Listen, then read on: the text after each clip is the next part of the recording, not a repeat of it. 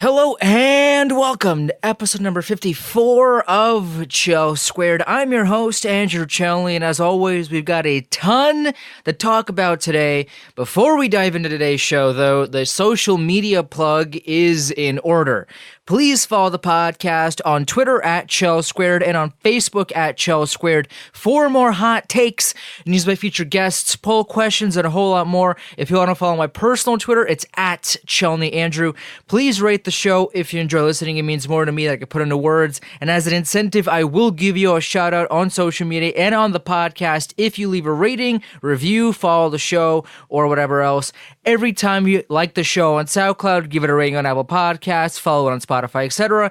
It makes me feel great, helps the show out as well. Unless Chipotle or the local sushi place wants to sponsor me because I've given them more of my business over the years than I'm willing to admit. I don't make any money off the podcast. This is done out of love in my spare time. So when I see a new rating, a review, a share, or whatever else, I get this big goofy smile that won't leave my face. So please do that if you haven't already. Thanks to Thomas Bryce for liking last week's show on SoundCloud. And a big thanks to Rick Gibbs for liking the special episode with Kevin Westgarth from a couple weeks ago on SoundCloud as well. He commented, great interview, and I appreciate you saying that, Rick. Also, Chel Squared is a part of National Podcast Network, a new network dedicated to NHL podcasts. Check the show out on there by going to nationalpodcast.network/Chel Squared.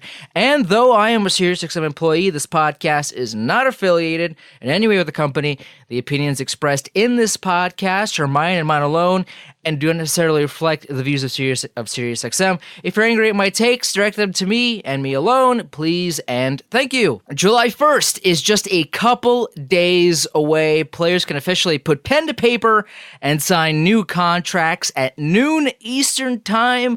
Coincidentally, also a Canadian national holiday, I think, right? I mean, the majority of the population is glued to Twitter and TSN anyway, so I might as well make it a national holiday.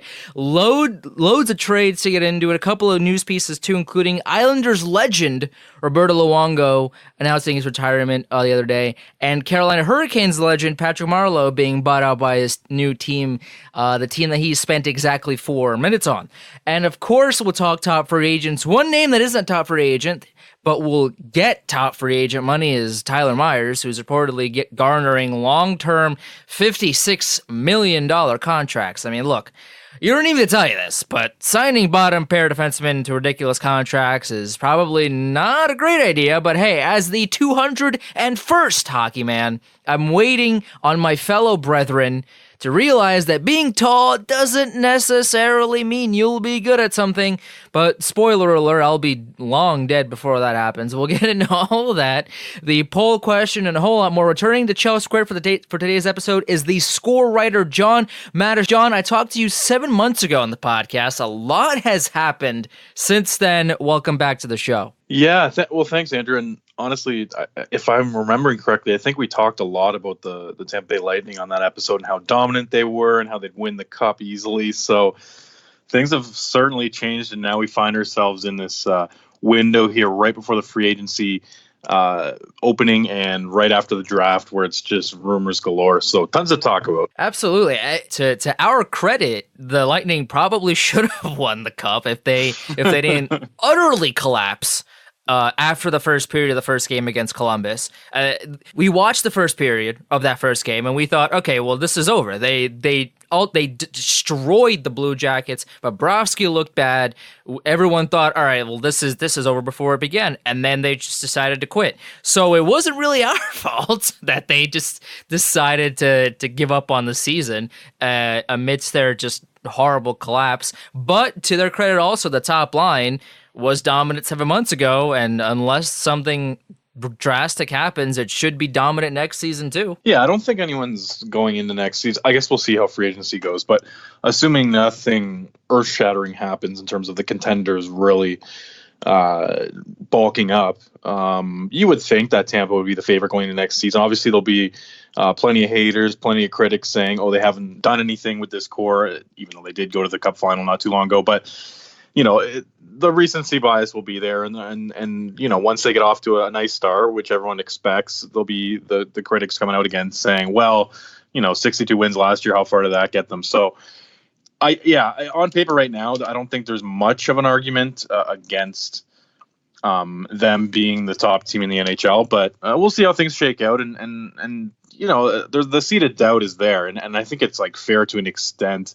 The point of the NHL is to win the Stanley Cup, and last year with everything going for them, they were unable to get out of the first round. So you can't ignore that. But on paper, yeah, they're still as dominant as ever, and we'll see what happens with the Braden Point negotiations. But you assume that he gets locked in, and you assume that they also try to bolster their lineup in other ways, even though the cap space isn't necessarily there. It seems like Julien Brisebois has some tricks up his sleeve. So they're a team to watch in free agency, and then most certainly in October. Well, they definitely cleared up some cap space by trading JT Miller at the draft to the Canucks. JT Miller's a great player. I mean, as a Rangers fan, I watched him play. I liked him a lot when he was here, and he played well in Tampa Bay. But I'm, as most people seem to be, questioning Vancouver all of the time, which is fair considering who's running the operation over there. But the Vancouver Canucks traded a 2020 conditional first-round pick, a 2019 third-round pick, and Marek Mazanec to Tampa Bay for JT Miller. Now, for Vancouver, JT Miller is going to be a great top six fit. However, I don't understand why they had to give up a first-round pick to do so. Tampa Bay, as you know, as I know, as most of us know, Tampa Bay's in a big cap crunch with a lot of their stars garnering a lot of money. And JT Miller, while a great player, took up a little bit more of the cap than Tampa Bay would have preferred, and therefore they weren't necessarily forced to trade him, but the opportunity presented itself, and they traded him to Vancouver. Now, for Vancouver, if I'm Jim Benning, I mean, listen, I feel like the NHL always needs a Peter Chiarelli, and there are rumors that Vancouver's going to sign him, which is super Vancouver, considering Jim Benning is currently running the operation over there, and he's pretty much a Peter Chiarelli light. But that's beside the point here. The point I'm trying to get to is Vancouver got a top six forward here at the draft. But the question I have is, why did they give up a first round pick next season if Tampa Bay sort of needed to get rid of JT Miller? It is a top 10 protected first round pick for next season. So if their pick next season isn't the top 10, they'll give up their 2020 first round pick, but that pick is not protected. So if they still stink, which is probably the case if you're Vancouver, because again, Jim Benning and supposedly Peter Chiarelli running the team there, so you can't expect great things if both of these guys are running the same team. They'll probably both stink then too. Tampa Bay might get a real good pick in 2021. And I'm not understanding the thought process for Vancouver. You get a great player, sure, but the cost, I feel like, was way too high because they had the leverage. And yet Tampa Bay kind of won that trade. Yeah, I like when you're talking there, I start thinking about, the context of every move, right? So, for example, you can relate this back to the Columbus Blue Jackets and how they assessed their season last year and how they pulled the trigger on, Dzingel, Duchesne, at the deadline, and they had all these, pending UFAs, which, on the surface sets off alarm bells. But then you start digging a little further, and you're like, this is a team that has never won a playoff series. This is a team that is in dire need of some sort of excitement around their market. And Jarmo Kekalainen knew that his other UFAs, Artemi Panarin and Sergei Bobrovsky, were probably leaving. So, hey, let's go all in. Let's shoot for the moon here. And within the context of the Columbus Blue Jackets and their franchise history, I thought, tremendous idea, see where it takes you, and reassess things in the summer. I was fine with that. So if you relate that to the Vancouver Canucks, when you look at the deal that they made with JT Miller, I scratch my head because it's their trajectory as a team. It's going up and up. It's trending the right way, with Quinn Hughes, with Brock Besser, with Elias Pettersson, with, even Vasily Podkolzin and Bo Horvat. Like, they have a tremendous base here of young players, but JT Miller's kind of the guy that you acquire when you're about to contend or when you're on the cusp of something, when it's the trade deadline and you think you have a chance to win the Stanley Cup. You pull the trigger and you let go of that first rounder because you know that that's just the cost of doing business at that point of the season and for that caliber of player. But for it to be done around the draft with the team maybe making the playoffs next year, but maybe not, kind of being on that fringe, at least as things stand right now, before free agency and then the landscape of the year or of the league. It's head scratching. If they had made this trade and it was for a second and a third and a third tier prospect or whatever, it's like, okay, fine.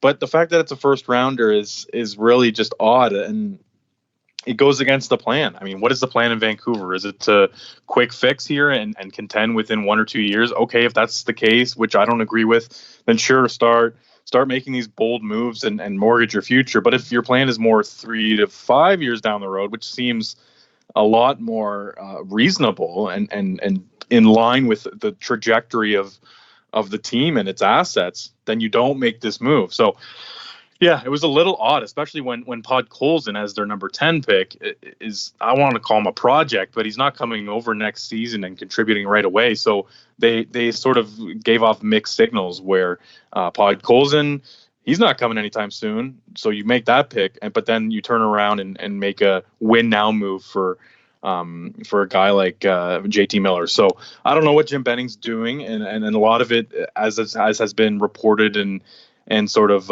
implied online, his job is, I don't know if it's on the line, but the seat's getting a little hot there. So he feels like he really needs to make the playoffs next year to keep his job. So I see it from that perspective, but in the best interest of the organization, that's not a way to run your hockey team. No. And for Jim Benning, I mean, you said it, that you don't really know what Jim Benning is doing. Well, that seems to be the theme here, because apparently he's considering signing Tyler Myers to I think it was a 7-year, $8 million per contract, or 8 years times $7 million. It's something like that.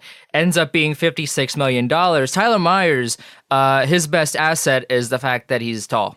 That's it. There's no Chara-like structure to his game, where Chara uses his length to make an extra defensive play because he has that extra long stick. He knows how to use it properly in order to get the puck away from an offensive player, or he knows how to break up a pass or a player. He knows how to use his size effectively. Tyler Myers has size. That's about it. I mean, he played his first couple of seasons in Buffalo. They were pretty okay, and then since that, he's pretty much ridden those couple of seasons into, I guess, $56 million. He wasn't great in Winnipeg, and because he's 6'7", 6'8", Jim Benning sees him and he's like, oh, well, he's big, therefore he's good at hockey. And that's I don't know if you watch sports ever, John, but being tall doesn't necessarily mean that you're good at something. So it's Jim Benning has, he never had my vote of confidence here, but this is very questionable at best. Well, one thing I'll say about the Myers situation is that the defense UFA market is extremely thin. It's basically Tyler Myers on right side, Jake Gardiner on left side, and then it just falls off a cliff. Like, I think those two guys are top four on a rebuilding mediocre team, and then a bottom pairing. I don't know. I like Gardiner more than Myers, but like they're NHL players 100%, and they're right around that area where they could impact the game in a strong way. I think Tyler Myers is a pretty good player, but like you said, from the way that certain people view him, you would think that he's the next coming as Zdeno Chara. So given all that, I think that, well, one, I think the Canucks should shy away, because I don't think they're the type of team that should be hitching their wag into a guy who's had injury trouble, who is big. And we should not forget that the bigger that you are, kind of the harder you fall, right? I mean, if you're having injuries before you sign your big contract as a bigger player that does get involved in the physical activity a little bit more, like that's a bit of a red flag, versus maybe a guy who's never been injured, who's never really that engaged in the physical side of the game. So that's a red flag. I think his production over the years has been well documented as just falling down a hill after his Calder season. So yeah, I mean, like, Tyler Myers is going to get paid. Someone's going to pay him a lot of money, given what's out there. It's basic supply and demand logic. I would obviously rather, if I'm an NHL team, I'd go after Jake Gardiner a lot harder, and I think that the Canucks are are definitely thinking about him. But yeah, if we're talking about it in the grand scheme of things with the Canucks, I think that's also another win now move, so to speak. They have some serious issues on their back end in terms of the depth there, so I get where they're coming from.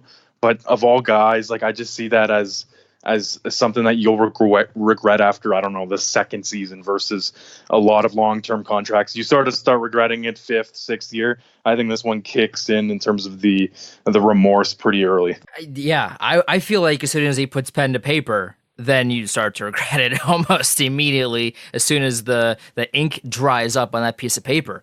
But speaking of team, well, Vancouver, right? They will probably give him a lot more money than he deserves, which I don't want to say puts them in cap trouble, but this is one of those contracts that might put your team into future cap trouble because because if you sign Tyler Myers to a 7-8 year deal, you need to sign Quinn Hughes and Brock Besser in a couple of seasons. This is when cap might start to become an issue, and I'm not sure that Jim Benning is looking that far in advance because of what you said, because he might be on the hot seat, because he might not have a job after this season if they don't make the playoffs. So with that logic in mind, I don't think he's thinking ahead, because if you sign Tyler Myers to a big deal, you get JT Miller with this cap hit. In a couple of seasons, you need to sign Besser and Hughes and Thatcher Demko eventually. You need to sign a lot of these up-and-coming stars, and you will run into what Toronto is facing right now, where you have all these guys and you just can't sign them all. But Toronto right now, sort of maybe getting out of it a little bit. They did trade Patrick Marleau to Carolina at the draft. Carolina got a haul. They got a first-round pick next season, as well as next season's seventh-round pick, and all Toronto got back was a sixth-round pick next season. Patrick Marleau then got bought out, I think it was yesterday, by the Hurricanes. Hurricanes legend. I mean, they're going to retire his jersey and everything probably. But the Hurricanes, though, confused me very much over the past few days because they traded for Patrick Marleau. They tried to convince him to stay and mentor the young guys. That didn't happen, and they bought him out. They got a first-round pick next year. Fine. You know what? They have the space to do it. That's fine. Then a couple of days later, they traded Calvin DeHaan and Alexei Sorella, Rangers legend Alexei Sorella, who they got in the Eric Stahl deal, for Anton Forsberg, who was not good last season, and Gustav Forsling. A trade that Chicago won every day of the week and twice on Sunday. I mean, this was a complete and utter one-sided deal for Chicago. And then you see that trade and you go, why did they make that trade? The rumor is that they did it for cap space, which doesn't make any sense, right? Because if you wanted the cap space, maybe you shouldn't have traded for Patrick Marleau. But then a couple of days after that, yesterday, they traded a mid-level prospect, Nicholas Waugh, and a 2021 conditional fifth-round pick to the Golden Knights for Eric Howla, a team that is in complete cap hell. They are, I think, $5 million over the cap right now, so they need to figure it out. So the Carolina Hurricanes went from getting a first-round pick and a bad contract, buying that player out, and then trading a good player for nothing because of quote-unquote cap space, to then fleecing the Golden Knights. I don't know what is going on in Carolina, but it seems like they are kind of all over the place right now. I think there might be a bit of a method to the madness here in Carolina, because if you think back to the draft, which let's not forget that was only a few days ago, they traded back a couple times. They really accumulated a number of draft picks there, and according to people who know these prospects a lot better than you and I, Andrew, they made some shrewd picks and they left the draft as one of the big winners. So that I tied to the Patrick Marleau deal and being able to facilitate essentially Patrick Marleau going back to San Jose on we presume there's no deal in place yet for him in San Jose, but basically facilitating the Leafs dumping the salary and then the San Jose swooping in and being able to pay Patrick Marleau a small amount of money to play for them next season.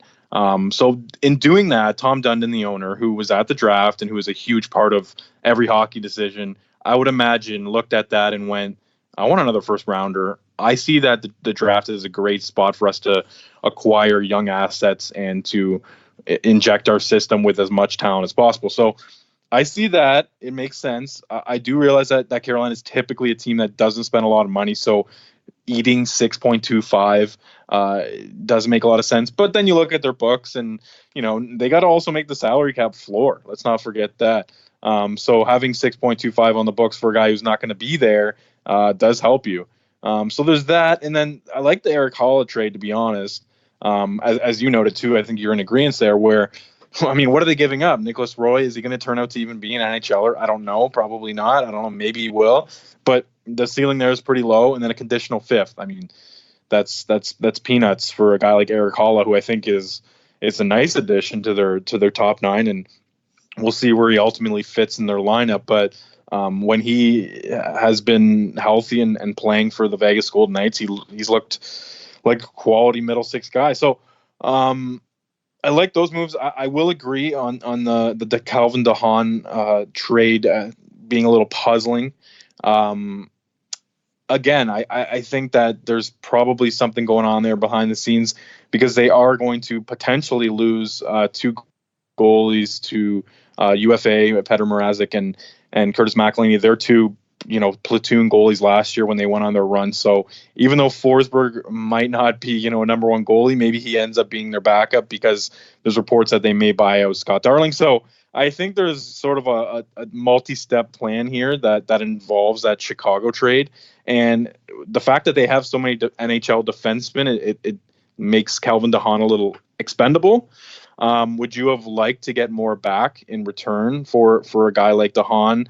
If you're a Carolina Hurricanes fan, yeah, sure. When you look at it on paper, that's a bit of a puzzling trade. But again, I think that I'm going to give Carolina the benefit of the doubt right now because I think they have a lot of balls in the air, and we have yet to see what the master plan is. You know what's really funny? I'm looking at Cap Friendly right now for the Hurricanes page, and on their buyout history, they have Patrick Marleau on the books for $6.25 million this season, but also they have Alex Semin for a $2.33 repeating $1 million deal this season and next season. So right now they have over $8.5 million of dead cap for their buyouts right now. And Carolina Hurricanes legend Alex Semin didn't think he'd make the episode of Chel Squared, but here he is.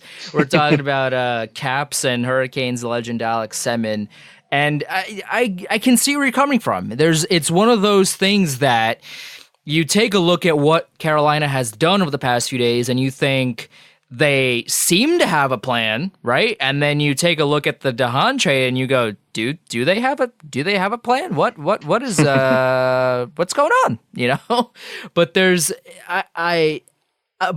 you're right to a certain. I think I agree with you to a certain extent where I will give them the benefit of the doubt and wait for what they do July 1st, right? Because it's Friday, June 28th right now, and we obviously don't know what's going to happen in July 1st. There's been reports that Cam Talbot is signing a one-year deal in Calgary, so there's one goaltender off the board for Carolina that they might have been pursuing. But Carolina right now, as it stands, according to Cap Friendly, is around $650,000 under the cap floor.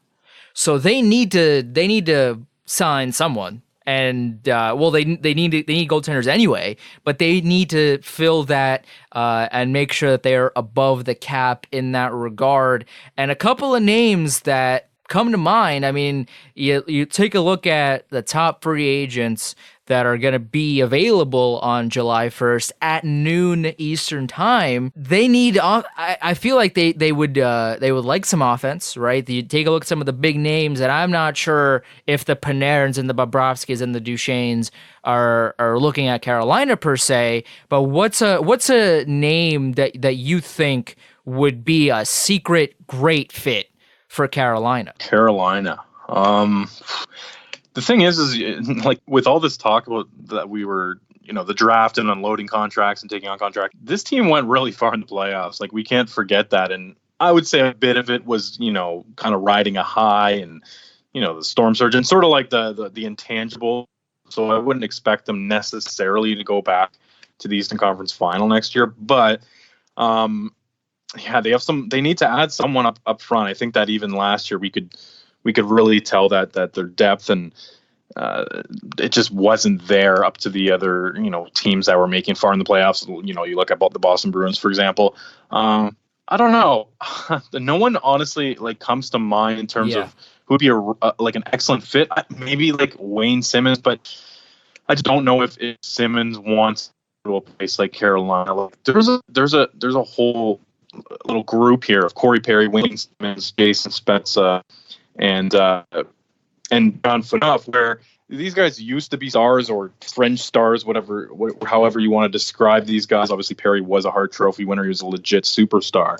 But there's four veterans that are either UFAs and whose stock is low enough that they're not going to sign a big deal now, or they've been bought out where they're already going to make money going into the season, and they're going to be happy with adding $1 million or $2 million to that by signing a new deal. So I don't know if there's a fit for one of those guys. Maybe Spezza, I could maybe see that fit, being in sort of just a power play and third or fourth line role with the Carolina Hurricanes.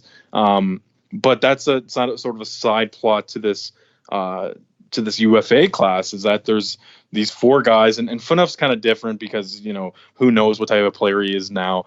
But those three forwards, at least Corey Perry, Jason Spezza, and Wayne Simmons, guys who are over the hill, but who given where they've been in the hockey world, they're itching to prove people wrong. So maybe a place like Carolina, who would have some ice time for them, is enticing. And then I don't know, maybe they want a guy like Wayne Simmons, who's been in the spotlight in Philly for a long time, wants to go to Carolina and hang out in obscurity, so to speak. So I could maybe see something there, but nothing really jumps off the page in terms of Carolina really pursuing a guy and there being mutual interest coming back the other way. That's a fair point. I mean, there are numerous teams that have made themselves available for top free agents, and one team that really stands out to me for the Panarin and Bobrovsky sweepstakes is Florida, because they added Joel Quenneville behind the bench now, an actual,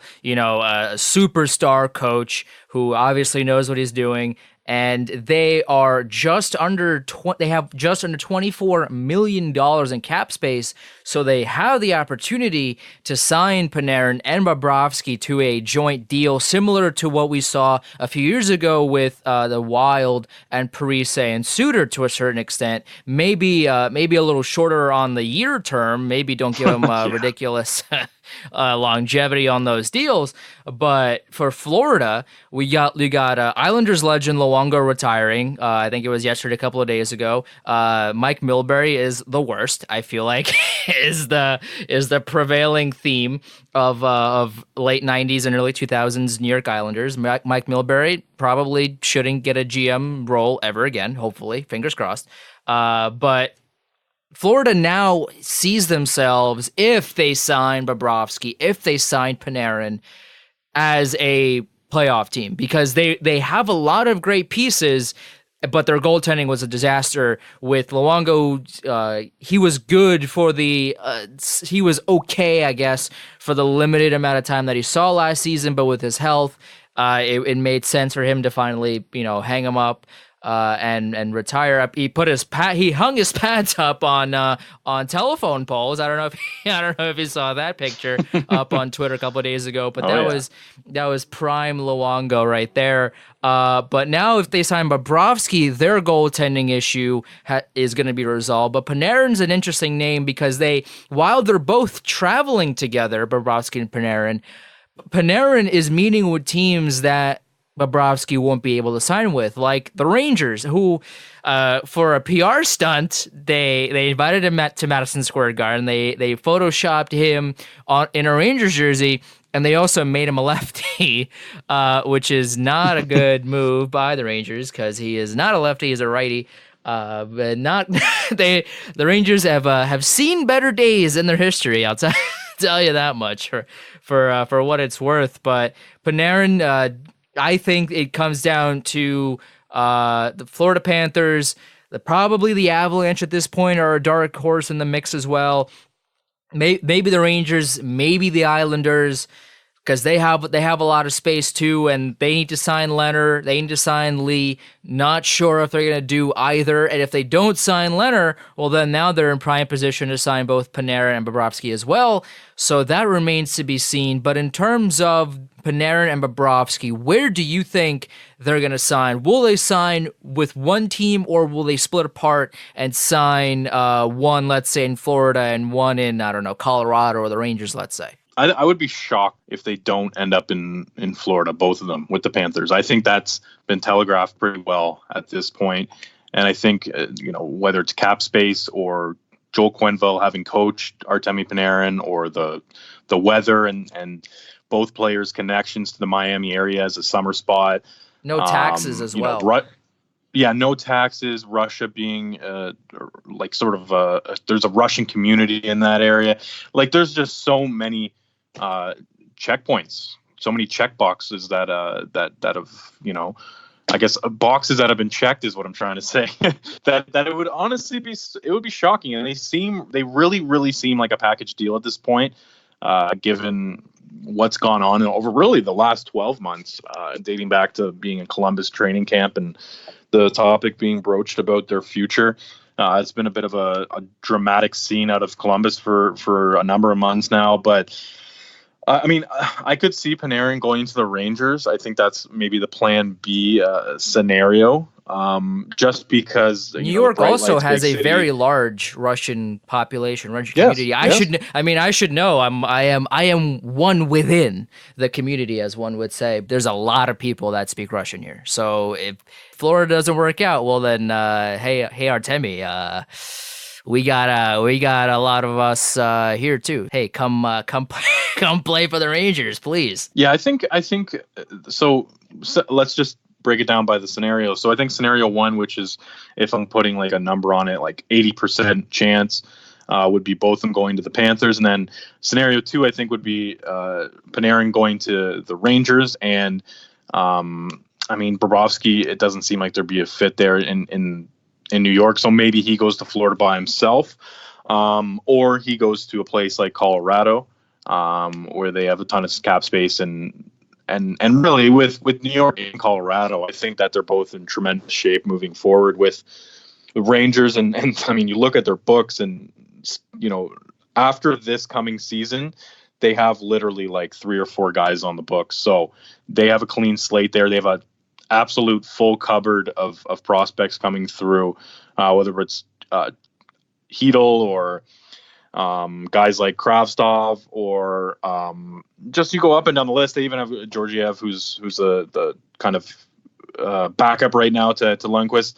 Adam Fox, like Jacob Trouba, who they're going to sign. Like, the New York Rangers are going to be very, very good in 2020, 21 moving forward. I think next season will be a bit of a transition, but if you're Artemi Panarin and you're signing a 7-year deal somewhere, I don't know if there are much better places to land from a hockey perspective than the New York Rangers, and the way that they are moving towards contention. They did a really good job breaking things down, keeping a couple pieces around like Mika Zibanejad, and now they've really done a great job in terms of trades and draft picks and moving forward. And I think it's going to come around quicker than people think. And obviously adding Panarin would boost that stock even quicker. So I see that as a second scenario. And then, but again, like I said, I think the Panthers are really just ripe getting both guys, and you never know, right? A lot of it just comes down to the contract. I think term, if you're this far into the negotiation or this far into the discussions, is not an issue. I think that, whether it's the Rangers, the Panthers, these 7-year deals are already on the table. It's a numbers thing at this point. And if the Rangers can't come to the right number that Panarin or Bobrovsky or whoever that they're pursuing, if they can't come to a right number with that player, then they go elsewhere. I mean, it seems like the Rangers are holding ground a little bit on the type of money they're throwing out there. Again, part of sort of the rebuild and the branding, so to speak, of the New York Rangers, who typically just go out and sign anyone to any deal. So I like that. I think it's smart to not kind of go overboard, but at the same time, I could see Panarin there. So Panthers first, and then the second scenario, Rangers for Panarin, and then Bobrovsky, either Panthers or maybe even somewhere like the Islanders. Well, this leads into my poll question for this week, which I put up on Twitter today. If you want to vote in the poll or reply to the poll at Chel Squared on Twitter, which team makes the biggest free agent splash? The 4 choices, again, Twitter only gives me 4 options, so if your team isn't on this poll, blame Twitter. Please don't blame me. The four teams I put on there were the Panthers, obviously because of the Panarin and Bobrovsky rumors going around. Predators with their seemingly already signed Matt Duchene contract. The Rangers with the Panarin rumors, and the Islanders also with the Panarin and Bobrovsky rumors. This poll got around 120 votes. Before I tell you, John, which of the 4 is in the lead right now, which of the 4 teams would you pick as the team to make the biggest free agent splash in a couple of days? I think it's got to be the Panthers. Everything's set up, whether it's Joel Quenneville or the cap space or just the way that this team has sort of struggled to take the next step, and they really I think the pressure points are there for things to get moving, and based on quotes from Dale Talon and just the way that Quenneville was unveiled, it's like they're not screwing around anymore, and the owner has a lot of money, even though their attendance is down. I think the owner is ready to just say screw it if this makes business sense. Let's win a cup. And mind you, this is a team that kind of is starting to let us down as projection artists. I'll call it, as people who try to make projections. Like last season, it's like, okay, Panthers are going to be right in there with the Atlantic, and they're going to push for a wild card. They never really sniffed that. It was never really a legit thing, and you start getting sort of flashbacks to the Carolina Hurricanes, who for years on paper looked pretty good.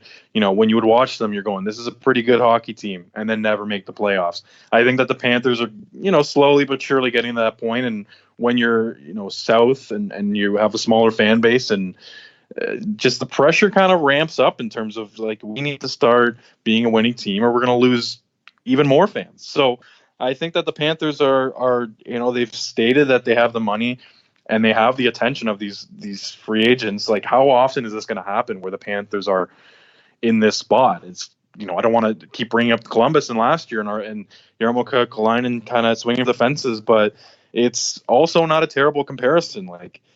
Columbus, not a marquee market.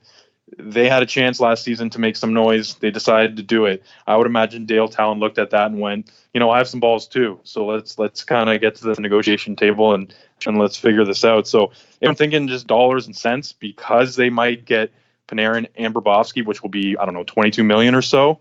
That's a lot of money to spend on 2 guys. You would assume that they add a couple extra guys too, and it gets closer to 30. So I would say the Panthers are number 1 on my list. And the fans would agree with you, because number 1, the Panthers got 46% of the vote. The Rangers are second with 32% of the vote, and the Islanders and Preds are tied at 11%, which is surprising to me, considering the Predators are, it's not 100%, but the idea, the prevailing thought is that Matt Duchene will be a Predator. So the fact that the Panthers and the Rangers and the Islanders all have a maybe factor associated with them, while the Predators are almost pretty much exactly certain to sign Matt Duchene, and yet they only got 11% of the vote, that's kind of surprising to me. Now, for the Predators, I have a couple of questions, because they traded PK Subban to the Devils for peanuts, but the Devils were willing to take on that full $9 million AAV for the next 3 seasons, so they were willing to take less for New Jersey to take every single dollar of that contract, which is fine, I guess. But you take a look at what Nashville has been doing with Turris not performing to expectations. You got Subban on the way out. You fill another forward spot with Duchene. Is Nashville going in the right direction? Do you think they have just over $13 million in cap space right now? Obviously, according to Cap Friendly, the best website on the face of the earth here. But they have the space to sign Duchene. Fine, cool. Now what? Now what do they do? Because Rinne, as you know, as I know, not great in the playoffs. This has been talked about numerous times by myself on this show. Pekka Rinne is not a playoff performer, and he's not young anymore. He's getting up there in age, and I don't know if what they want to do with that position moving forward, but is this the right thing for Nashville to do? Obviously, Duchene's a great player, and he's gonna drive the offense and this and that, but from a future point of view, you take a look at 2, 3, 4 years down the road. Is this the right move for Nashville? Because they have Pekka Rinne at a pretty okay deal at 5 years at $5 million for the next 2 seasons, and UC Saros, who's the backup, 24 years old, only at $1.5 million until 2021 as well. So in terms of the goalies, they don't have a whole lot of money tied up, and eventually when they do need to sign a new starting goaltender, then they will have to sign for more money.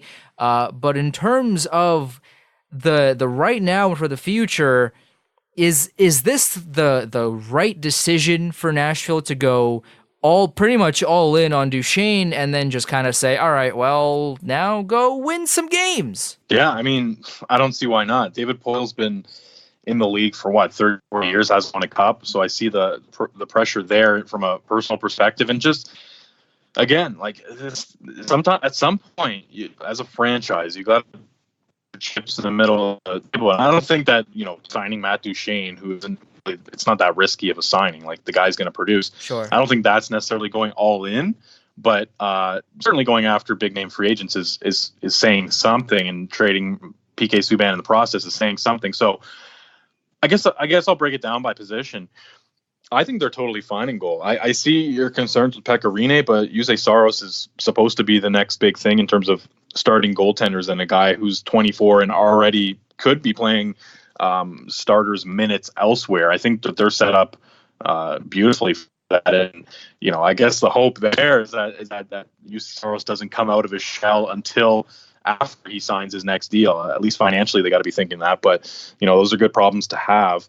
With a transition plan there. Like, it's very difficult to do that. Go from a top 10 goalie like Rinne to UC Saros, who's could potentially be in that top 10 conversation down the road. So, and then on defense, they've stockpiled assets there for years and years and years.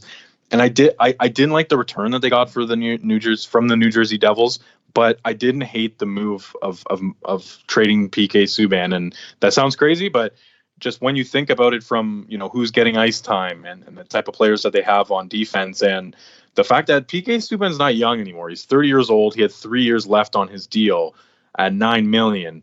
Like, I don't think that's really a great contract at this point in time. And again, love PK Subban. I think he's one of the best defensemen in the world. But if you're going to move a guy, I didn't hate that, because you look at their defense and the type of names that they have there, and their top 8 defense. So this is, two guys deep into their healthy scratches. They're only paying $19 million for 8 guys, and this includes Ryan Ellis, Roman Josi, Matisz Ekholm. So they had an opportunity here to flip Subban for, basically for cap space and a couple other, pieces that who knows what they'll turn into. In order to set up the table to sign Matt Duchene, it looks like that's going to be a pretty good possibility. And this is another example, and I feel like I'm repeating myself, but another example of a GM going, we have a spot here where, we weren't happy with what happened last year. They had a very disappointing season, coming in as a cup favorite and bowing out pretty early in the spring. They have an opportunity here to address a need, which has been a need for a number of years, which is goal scoring up front, by signing a free agent of Matt Duchene's caliber. He becomes the first line center. All of a sudden, you got Ryan Johansson in probably a better spot, if we're being honest, on a contending team to be the number 2 guy. Kyle Turris has been a complete, disappointment from a trade standpoint and coming over from Ottawa. So they still Philip Forsberg up there, Victor Arvidsson. Like, they're not exactly completely bereft of talent up front, but I just think they're missing that dynamic quality, that playmaking ability, that creativity that Duchene offers. And they've built this team up pretty well, but there comes a point where you got to maybe, sacrifice something, and in this case, PK Subban and what he brings to the table for sort of that missing ingredient. And it's part of the reason why you acquire the best players available in the draft, like the Predators have done. They've had a very good group of defensemen for, I don't know, the past 5-6 years. And still they draft a guy like Dante Fabro. Still they go out and sign Dan Hamhuis to a low-end contract last offseason that he's still going to be on next year. To have this ability to flip a guy like Subban if the sort of situation presents itself. So in the context of the Predators, I didn't hate the trade. The return could have been better, but at the end of the day, they got rid of $9 million and they're able to potentially add Matt Duchene. So I'm pretty high on if they end up getting Matt Duchene at, I don't know, $10 million, $9 million. That seems really high when you think about it, but if they get him in there and are able to sort of smooth the edges with the rest of their cap space, I think they enter the season as one of the contenders, and that's really all you can ask for when you're cap strapped and you're trying to kind of throw a new look out there when things didn't go so well last season. That's a fair point. I mean, there's other names on there on this free agency list that might also find new homes, one of which is Joe Pavelski of the San Jose Sharks, who spent his entire career in San Jose, but now the Sharks are in cap hell. They have just under $15 million in cap space right now. Sure, but you take a look at some of the names that don't have contracts right now, like Kevin Labanc, Jonas Donskoy, who's reportedly, apparently moving elsewhere and signing elsewhere. I think I read a report that the Sabres are interested, a couple other teams looking at Jonas Donskoy, so he is reportedly out of the mix in San Jose, so they have to fill that role.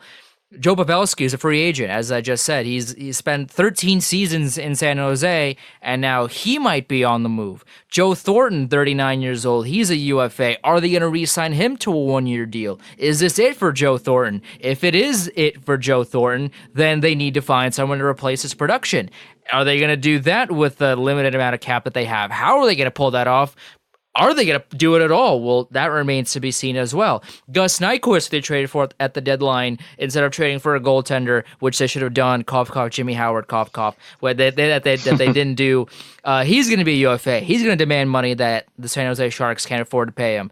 They have Timo Meier, 22 years old, is a UFA. Dylan Gambrell, 22 years old, UFA. And they signed Erik Karlsson to an 8-year, $11.5 million deal per season contract, which, I mean, listen, Erik Karlsson is 29 years old. He's one of the best defensemen in the National Hockey League. Fine, that's fine. Also, he's pretty much playing on one leg. He's had his fair share of injury problems over the past few seasons, and to give him that much money for that long period of a time is concerning, to me at least anyway. I mean, obviously San Jose isn't too concerned about it, but I feel like they should be, at least a little bit. They gave him an $11.5 million deal per season contract, and now they have a whole lot of holes, and they don't have a whole lot of money to go around. So San Jose right now is a problem cap-wise, and if Pavelski and Nyquist leave, which I assume that they are going to, as well as Donskoy, where are they going to go, and what's San Jose going to do, because they don't have the means to replace them all. Yeah, that Erik Karlsson contract is already looking. I mean, it's not a bad contract when you think about it, just tunnel vision. Oh, Erik Karlsson, $11.5 million. Okay, cool. But, man, that threw a wrench in their offseason plans. I mean, I think you can kiss Gus Nyquist goodbye. I think that priority number one should be Timo Meier, who's a star in this league already and, is really a threat to be offer sheeted. Who knows if it'll happen to anyone, let alone Timo Meier. But, man, are the San Jose Sharks up against it. So they would be a prime candidate to not be able to match it. So, you go Timo Meier in terms of priorities, then Joe Pavelski certainly as number two. And the thing with Pavelski is that I can absolutely see him leaving. I know that the Stars have talked to him, the Lightning have talked to him, the Wild want to be in on the conversation. There's going to be tremendous interest in a guy who scored 38 goals last year and who, although he's turning 35 next month, is still a very valuable player. And it doesn't seem like he's looking for a 7-year deal, 8-year deal. He'll do 3, 4, or 5, which isn't outlandish given the fact that he doesn't seem to be slowing down. So they're in a really tough spot there, because I look at Pavelski and I find it hard to picture him in another uniform. I find it hard to picture him leaving San Jose. Like, when you just have hunches and you just look at a guy and you go, really, is he actually going to leave that team? He's their captain. That too. Is exactly. That's exactly. That's what I think of when I think of Joe Pavelski. And Joe Thornton's coming back, so the band's still together. But so if you put gun to my head, I say Doug Wilson figures out a way to keep Meyer in house, to keep Joe Pavelski in house somehow. I don't know how he's going to do it. Someone's going to have to go overboard in the process. But my hunch says that. But in terms of dollars and cents and reality, I don't know if they can pull it off. So yeah, I mean, the Sharks are probably the one team where, even though they have Doug Wilson, who's a tremendous GM and gets praised all the time for the work that he pulls off, I don't know what they're going to do. I think that the stress level in the San Jose front office must be through the roof right now, given the crunch that they're in. And Joe Pavelski is a very valuable player to them. Timo Meyer let's just say he left via offer sheet, which I still think is unlikely.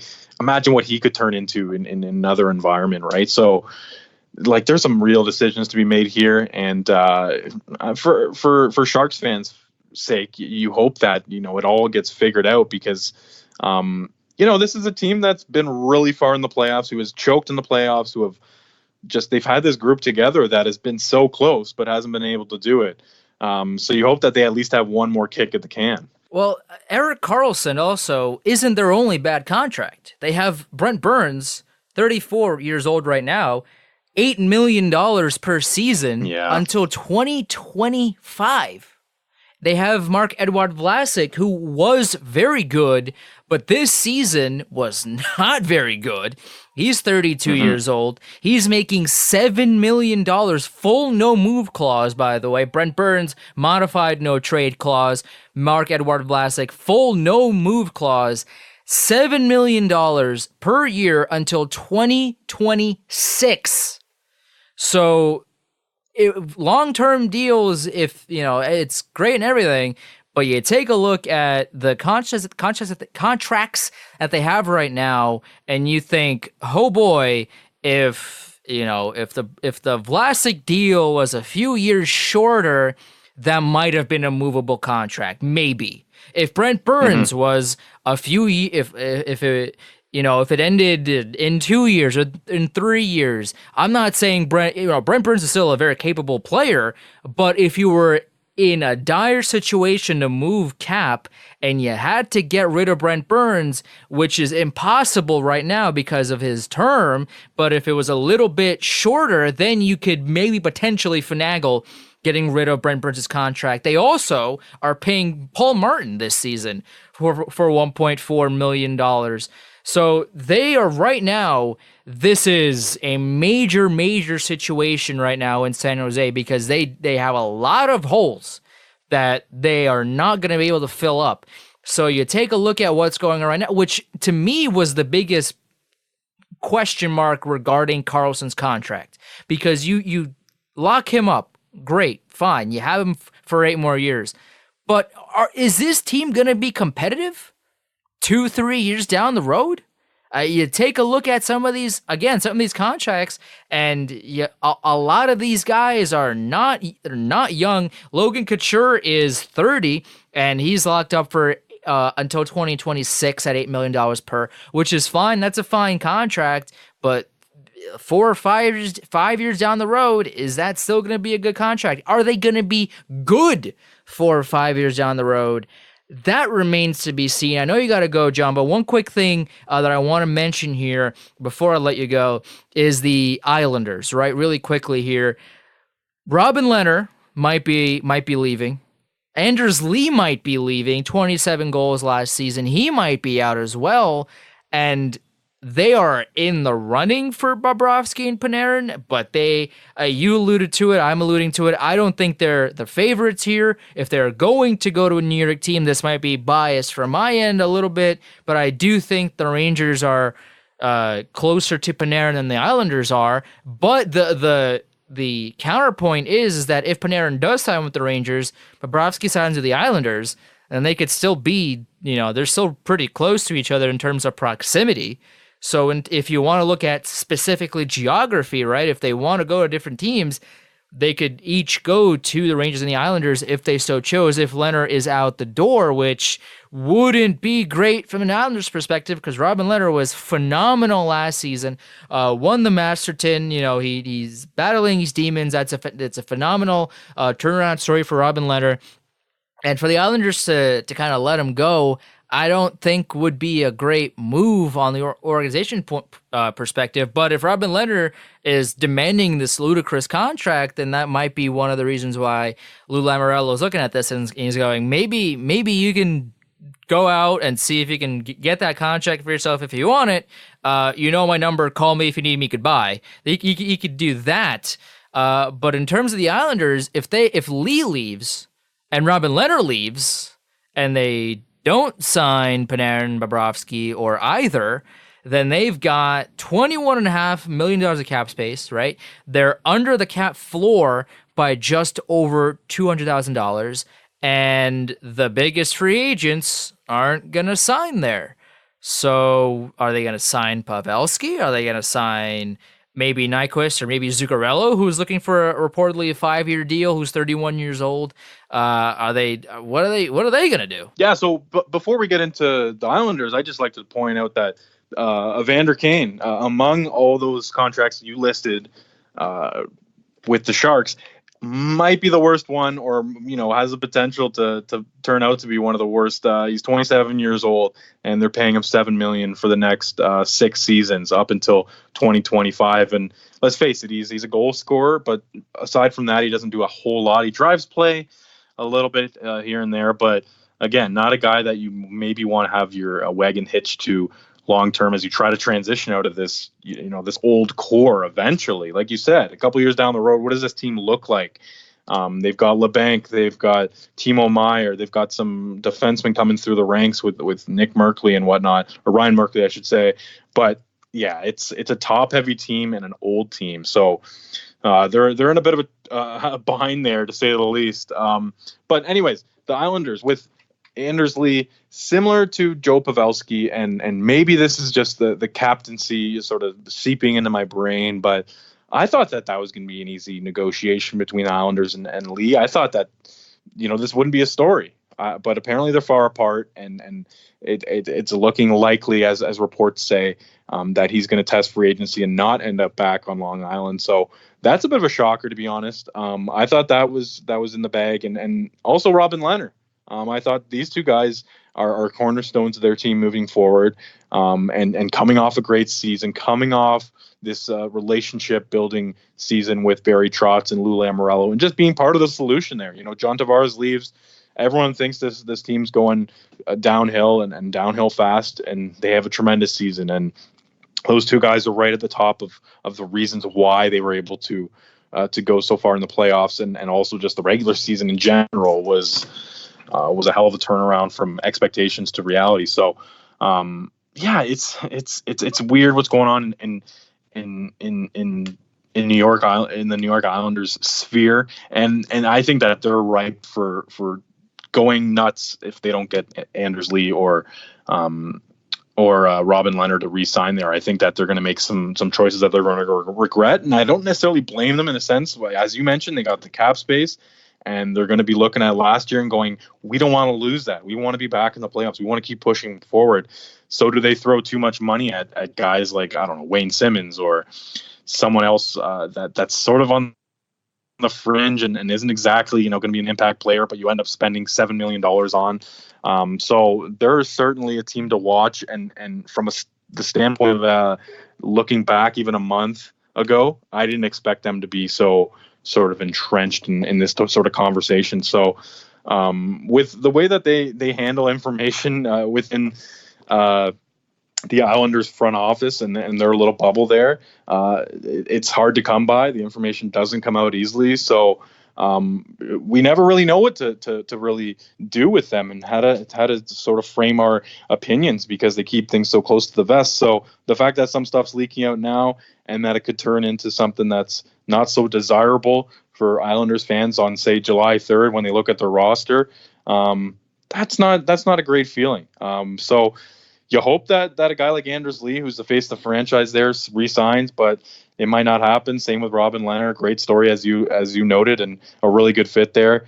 Maybe that doesn't work out, and you hope that they don't, do something crazy, but are also able to somehow keep this thing afloat and somehow keep it on the right track. Because last year, just one of the best stories in the entire league.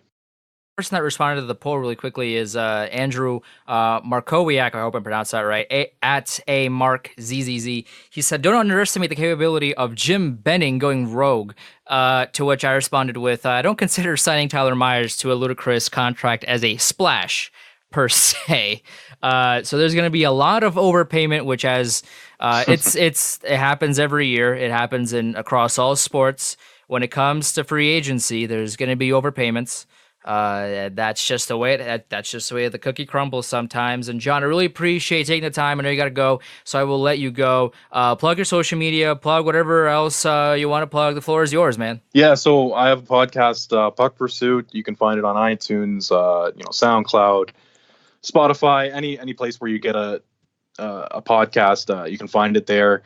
It's the Score's National Hockey Podcast, and I'm the national hockey writer for the Score. So find me on Twitter at Matisz John. So that's MATISZJOHN, and you can catch all my links there. I write about a variety of things and a lot of analysis, a lot of features, a lot of columns. So I'm kind of all over the place in terms of content, and I give you a little bit of everything. So. That's the best place to find my stuff. Awesome, John. Really appreciate taking the time, and hopefully you come on next time, and it won't be 7 months later. So yeah, let's do it again sometime soon. Absolutely. And this has been episode number 54 of Chel Squared.